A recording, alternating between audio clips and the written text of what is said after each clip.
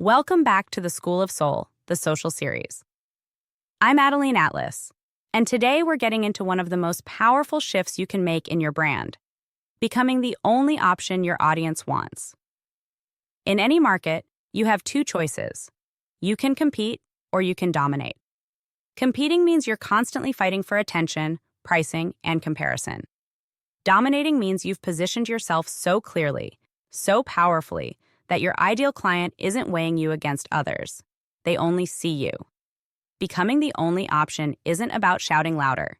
It's about becoming so aligned, so precise, and so clear in the transformation you offer that no one else even feels like the right fit. You create a brand that is less about being better and more about being perfectly aligned with the person you are meant to serve. To do this, you must first own a very specific corner of the market. The broader your brand feels, the more competition you invite.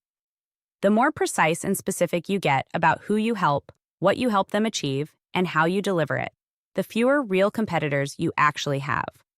Second, you need to stand for something. Brands that blend in are forgettable.